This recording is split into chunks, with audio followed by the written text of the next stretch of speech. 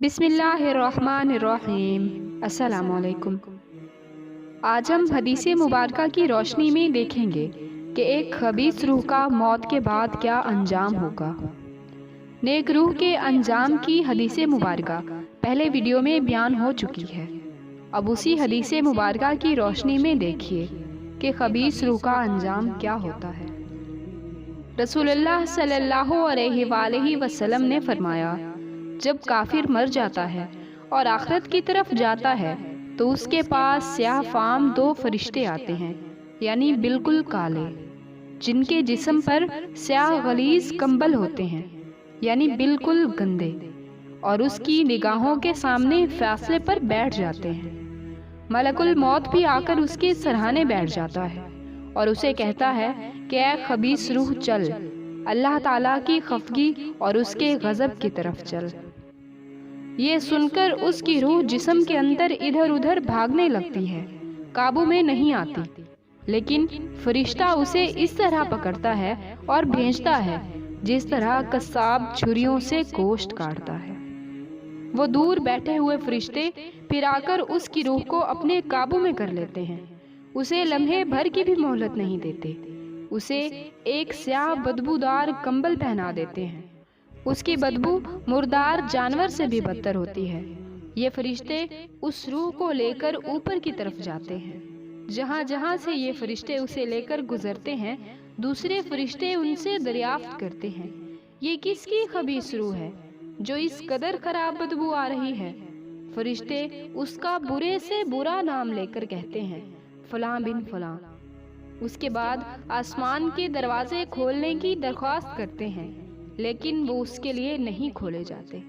اس موقع پر آپ صلی اللہ علیہ وآلہ وسلم نے یہ آیت تلاوت فرمائی، لا تفتح لهم ابواب السماء ولا يدخلون الجنة حتى يلج الجمل فی سم الخیام۔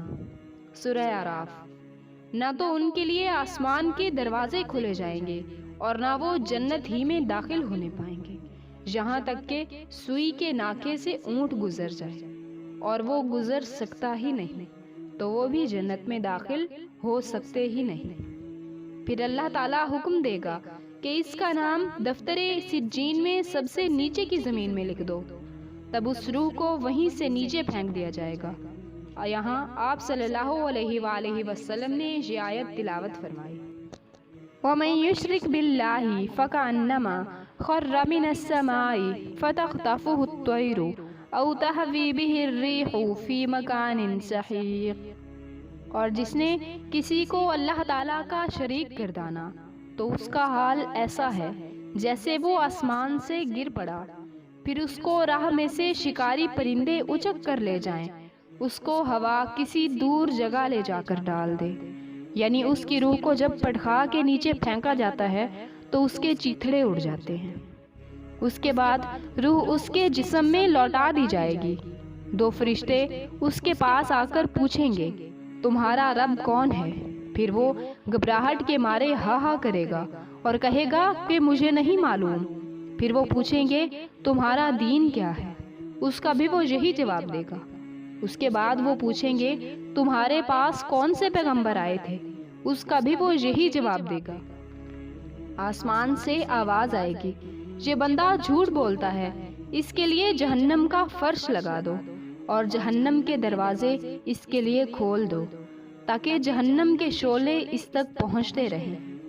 یوں اس کی قبر اس قدر تنگ کر دی جائے گی کہ وہ اسے دبوچے گی، اس کی ایک طرف کی پسلیاں دوسری طرف کو نکل جائیں گی۔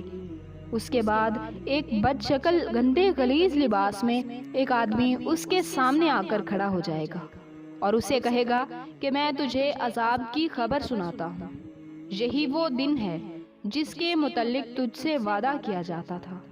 وہ کہے گا، تیرے چہرے سے مجھے ڈر لگتا ہے۔ وہ کہے گا، میں تیرا خبیث عمل ہوں، برا عمل ہوں۔ اس کے بعد وہ کہے گا، پروردگار عالم، تو قیامت نہ قائم کر تاکہ مزید اب کوئی حساب کتاب نہ ہو۔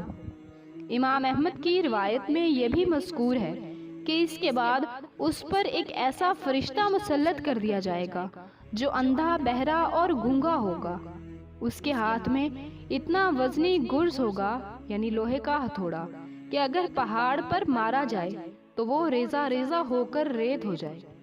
فرشتہ اسے یہ گرز مارے گا جس سے وہ چیخنے لگے گا، اور اس کی چیخ پکار جن و انس کے سوا اللہ تعالیٰ کی ساری مخلوق سنے گی۔ حضرت براہ بن عازب فرماتے ہیں کہ اس کے لیے جہنم کے دروازے کھول دیے جائیں گے اور اس کے لیے جہنم کا فرش بچھا دیا جائے گا۔ مسند احمد میں حضرت انس رضی اللہ تعالیٰ عنہ سے مروی ہے کہ ایک مرتبہ آپ صلی اللہ علیہ وآلہ وسلم کے ہمراہ کہیں جا رہے تھے۔ آپ صلی اللہ علیہ وآلہ وسلم کی نگاہ یکایک ایک مجمع پر پڑی۔ فرمایا، یہ کون لوگ ہیں اور کیوں جمع ہوئے ہیں؟ جواب ملا کہ قبر کھود رہے ہیں۔ یہ سن کر آپ صلی اللہ علیہ وآلہ وسلم گھبرائے اور نہایت تیز رفتاری کے ساتھ صحابہ رضی اللہ تعالیٰ عنہ کے آگے ہو گئے اور قبر تک جا پہنچے اور گھٹنوں کے بل بیٹھ گئے۔ میں آپ صلی اللہ علیہ وآلہ وسلم کے سامنے کھڑا ہو گیا کہ دیکھوں کیا کرتے ہیں۔ آپ صلی اللہ علیہ وآلہ وسلم وہاں اس قدر روئے کہ آنسوؤں سے زمین تر ہو گئی۔ اس کے بعد آپ صلی اللہ علیہ وآلہ وسلم ہماری طرف متوجہ ہو کر فرمانے لگے، اے میرے بھائیوں، ایسے دن کے لیے تیاری کرو۔ اب ہمیں یہ سوچنا ہے کہ ہم بھی قبرستانوں سے گزرتے ہیں، لیکن ہماری کیفیت کیا ہوتی ہے؟ کہ ہم اپنے دل کو خوف دلاتے ہیں یا اس دن کے لیے تیاری کرتے ہیں؟ اللہ تعالیٰ تمام مسلمانوں کو ان کی آخرت کی اچھی زندگی کے لیے نیک اعمال جمع کرنے کی توفیق عطا فرمائے۔ آمین۔ وما علینا الا البلاغ المبین۔